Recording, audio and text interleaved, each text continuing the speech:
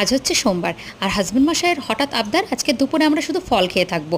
তো আমি ভাবলাম কেন, ও কারণ আছে। কি নিয়ে এসেছে জানো? একটা বৃহৎ আকারের একটা পেঁপে নিয়ে এসেছে, আর বাড়িতে যেগুলো ছিল সেইগুলো ওনার খাওয়ার ইচ্ছা জেগেছে। পেঁপেটা দেখলে তোমরা মাথা খারাপ হয়ে যাবে, এত বড় পেঁপে! ওফ, এর আগেও খেয়েছি কিন্তু হঠাৎ এনে বসলেন।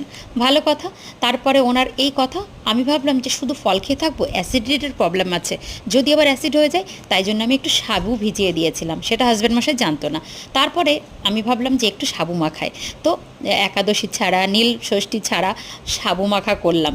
করার পরে সুন্দর করে মাখিয়ে হাজব্যান্ডের পাশে মানে দিয়ে দিলাম, সবাইকে দিলাম খেতে। আর সঙ্গে দুধ, দই যেগুলো থাকে আর কি ইনগ্রিডিয়েন্টস, সেগুলো সব দিয়ে দিয়েছিলাম, ঘরের মধ্যে ছিল। আর এই দেখো, পেঁপেটা কেটে এইভাবে আলাদা করে, ফলগুলো কেটে আলাদা করে রাখা হয়েছিল, যে যার মতো করে খেয়েছে, আর অর্ধেকটা পেঁপে রেখে দিয়েছি।